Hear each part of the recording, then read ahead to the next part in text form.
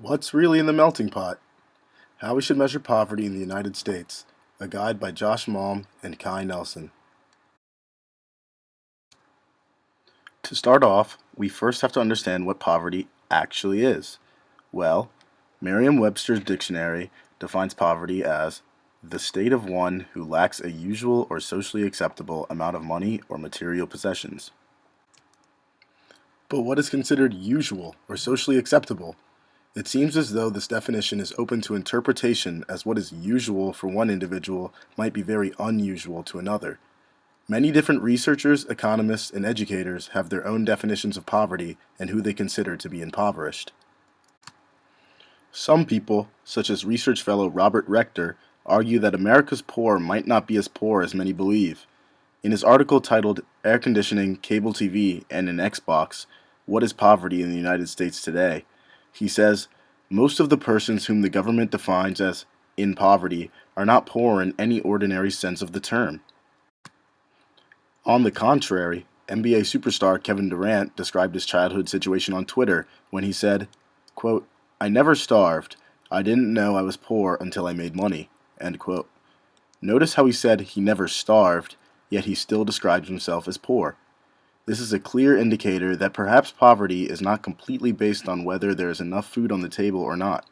An individual can have basic necessities and still consider themselves and be considered impoverished. For our poverty measurement, we took Nobel Prize winning economist Amartya Sen's interpretation of poverty into account. Sen describes poverty as a deprivation of capabilities. The capabilities a person has is another thing that should be taken into consideration when defining and measuring poverty. Nussbaum defines capabilities as what a person is able to do and to be, their opportunities to choose and to act. They're basically what a person has the opportunity to do given the environment that they're in. According to Nussbaum, her capabilities approach can be defined as focus on the areas of freedom that are so central to people that their removal from a person makes life not worthy of human dignity. She came up with a list of 10 central capabilities that she believes to be the most important to all people. A few examples include the capability of bodily health, which includes proper health and nourishment, the capability of emotion, meaning that people need to have the ability to be emotionally attached to things and other people, and the capability of play, which is the ability to laugh, play, or enjoy recreational activities. The internal capabilities, for example, include knowledge and time management skills, while external capabilities may be the proximity to a school and the money to be able to afford an education. Combining the internal capabilities a person has with the external content gives us combined capabilities, which is a total set of things that are relevant for capabilities to take place. Some people may say capabilities are not physical things and thus have no merit when measuring poverty, but without them it can be very difficult to obtain physical amenities. Measuring capabilities is not as easy as simply looking at a family from the outside and attaching some sort of number to the situation. It is also not as easy as looking at a particular income that a family has. Some of the measures are just hard to measure due to their nature. One of the only ways to fully measure capabilities would be to administer a thorough survey to a huge sample of the population, or send out countless people in person to survey the population through observations and conversations with Americans themselves. Both of these methods would be highly inefficient, since cooperation with families would be hard to achieve, and the money required to get these things done would be extremely high. Nussbaum suggests inferring capabilities as a possible way to measure them. By looking at functionings in the environment which people live in some situations it can be safe to infer the capabilities they possess. However, this too may provide to be fairly expensive, as it will go one step farther than just looking at the functionings themselves. But for certain capabilities, it may be a bit easier to measure. For example, capability of play can be measured by comparing the amount of work hours a person has with the availability of areas to exercise that capability. This may require a bit of extra time and work, but is not as subjective as some of the other capabilities. The next thing to take into consideration when defining and measuring poverty is functionings. Functionings are defined by Sen as things that people can achieve or manage or do in leading a life. For example, being in good health and actually being nourished are functionings. Having self-respect and being socially integrated are also examples of functionings. Functionings are product of capabilities, as the former cannot be achieved without the latter. Capabilities give people the ability to reach a particular functioning, and a functioning is the end result of achieving that goal. Functionings are easier to measure than our capabilities, as they are generally things that are easily seen or expressed by people. People who are hardcore advocates of capabilities may not think that functionings are necessary to measure, yet without functionings, capabilities do not give people anything to work toward.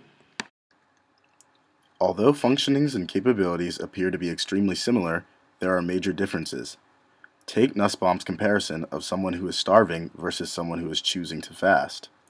While they may have the same functioning of not eating any food, their capabilities are vastly different, as the starving individual does not have the choice to eat a meal, whereas the fasting individual does. By looking at someone's capabilities, we can get a better sense of who is really impoverished, while allowing those who live frugally by choice to do so freely. Our hypothetical poverty measure is unique because it takes aspects of the supplemental poverty measure as well as Nussbaum and Sen's capabilities approach and combines them. We believe that the United States needs to implement a poverty measure that effectively looks at an individual's resources and capabilities in order to enhance and ensure economic freedom and mobility for all.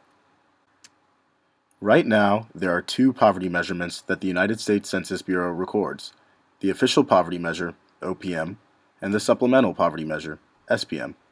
The OPM has been the standard measure of poverty in the United States since 1963, whereas the SPM began to be recorded by the Census Bureau in 2011. Since the OPM is nearing on 55 years old, there is bound to be a few flaws with the measurement. The OPM is a binary system, meaning that the individual either is above or below the poverty line. It doesn't measure how close or how far someone is from entering or escaping poverty. The OPM also only accounts for an individual's gross annual pre-tax income and neglects near cash and in-kind benefits like SNAP or EITC.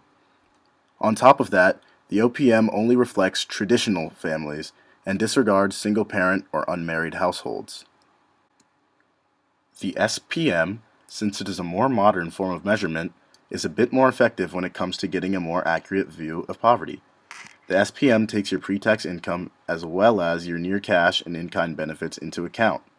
It also calculates for geographic differences and represents non-traditional families. This data on social mobility from Marcus Janti's chapter in Changing Poverty, Changing Policies is interesting because it shows that although the United States is not operating on a 100% caste system, you are still fairly likely to stay in the same quartile you were born into, especially if you're born into the first or fifth quartile. Our poverty measure would look to increase social mobility and enhance economic opportunities, leveling the playing field. This doesn't mean that we can ensure economic outcomes. However, we can aim to enhance opportunity. By looking at capability specifically, we can see whether these individuals are even given an opportunity to escape the quartile they were born into and what we need to do in order to make things more fair for everybody. Because poverty is a multifaceted concept, our definition of poverty is multifaceted as well. We believe that anyone who lacks the necessary capabilities and functionings to live a dignified life is considered impoverished. On top of that, anyone whose income is so inadequate that their right to Nussbaum's 10 capabilities is violated is also impoverished. Right now, the official poverty measure is incredibly antiquated. It does not do a good job of measuring who is really in poverty in this country because it completely neglects modern changes in society and disregards all the benefits offered today. By using our capabilities combined with SPM measurement approach, we can do a better job at determining who is impoverished in this country, and we can make better policy changes in order to truly help them. With this approach, we are able to get a better sense of an individual's depth of poverty and enhance economic mobility amongst the quartiles we saw in Marcus Janti's data previously. With our measurement system, hopefully we will be able to provide a better future for the millions of families living in poverty today. Our Declaration of Independence states that we are entitled to the unalienable rights of life, liberty, and the pursuit of happiness, and it is our job as American citizens to ensure that everybody, regardless of the circumstances of their birth, is given those rights. Thank you for watching, and may we continue to strive towards making the world a brighter place.